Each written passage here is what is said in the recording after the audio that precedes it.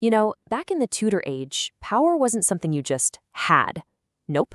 It was something you had to perform every single day on the biggest stage you can imagine, the entire kingdom. So let's dive into this parable of the crown, where the line between the ruler and their role wasn't just blurred, it was completely erased on purpose. And who better to kick us off than Shakespeare, right? He just nails it with this line. This really gets to the heart of our story today. The huge, crushing, and deeply personal burden of being a leader. It wasn't just a fancy hat. It was a weight that literally reshaped the soul of the person who wore it. So to really get why this performance was so critical, we've got to zoom out, way out, beyond the throne, even beyond the earth itself. Our story really begins not with a king, but with the very architecture of their universe. Okay, so this was basically the operating system for Tudor society, the great chain of being.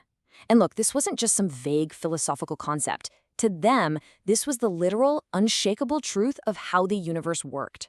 In this divinely ordered pyramid, everything and everyone had their specific place. God was at the very top, then the angels, and right below them, the monarch. Their job wasn't won in a battle, it was appointed by God himself, making them the crucial link holding the entire human world together. But here's the catch. This whole divine setup, it was incredibly fragile, terrifyingly so.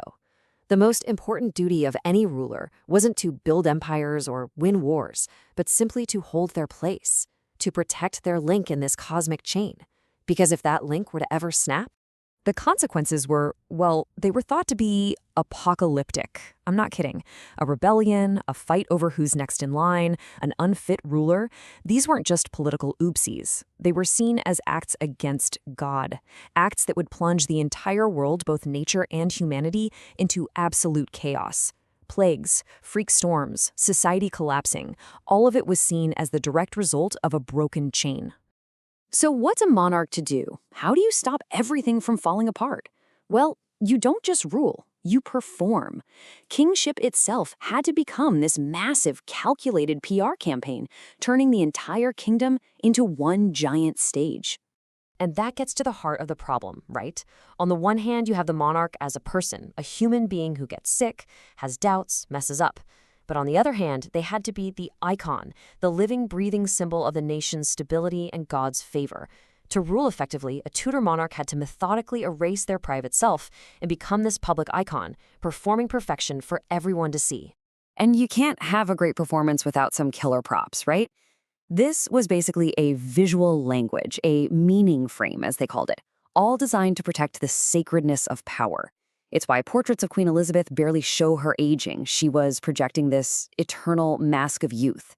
The sieve she held, that was to show her chaste virtue. An orb or a globe showed she had imperial power. And the crown, well, that was the ultimate mic drop, the symbol of God's authority right here on Earth. You want to see a perfect example of this?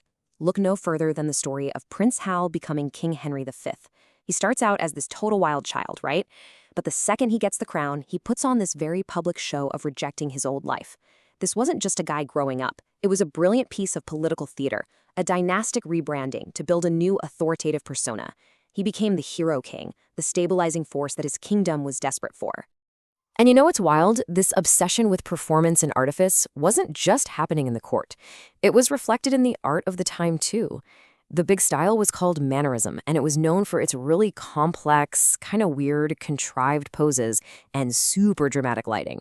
It basically threw out the calm, balanced harmony of the Renaissance for something way more self-conscious and intense. Art was absolutely imitating life, the very artificial life of the court. And that's really the key, isn't it? This arty, super staged way of ruling, just like mannerist art, was a defense mechanism. It was a response to the deep, deep anxiety of a world that felt like it was constantly shifting under their feet. With the Reformation and political backstabbing everywhere, the appearance of absolute, God-given stability became a mask they couldn't afford to take off. Artifice was survival. But what about the actual person under all those layers? The human being struggling under the weight of that crown? Yeah, let's pull back the curtain and talk about the huge psychological price they paid for this performance. And this is where the brutal paradox of it all really hits home. For so many of them, wearing the crown wasn't a prize. It was a life sentence. A sentence to a life of profound isolation, where every move you make is judged, and every friend you have is a political calculation. There was no escape, no clocking out, no private life to go home to. I mean, just think about it for a second. In a world that's all about hierarchy, advisors, nobles, subjects, the monarch is completely, totally alone at the top. Who could they really talk to? Who truly understood the burden? They were surrounded by crowds, but were, in a very real sense, the loneliest person on earth, holding all the responsibility for an entire nation. You see it in the writing from that time, how this incredible burden just magnified all the normal struggles of being human, what they called the whips and scorns of time. Their entire existence could become what Shakespeare's Hamlet called this weary struggle of grunt and sweat. They were trapped between their duty to the state and this deep personal dread of the unknown. All right, so that brings us to the final act of our story. After all the theatrics, all the symbols, all that personal sacrifice, what does it all really tell us about power itself and the people who try to hold on to it? Because despite the whole performance of being eternal and divinely chosen, despite all the fancy symbols, there was one truth they just couldn't escape.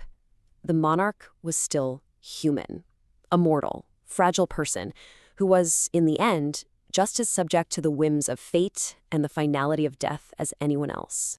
And this leads us to the big, haunting question that hangs over the entire Tudor era. If the person wearing the crown is mortal, if they're going to die, then can the power they represent, the nation itself, ever truly be eternal? Where does that power actually come from? And what does that mean for any leader in any time whose public image feels so permanent? And that, in the end, is the real legacy of all these dynastic symbols. They weren't just propaganda. By forcing this collision between the mortal person and the immortal job, they end up acting like a mirror.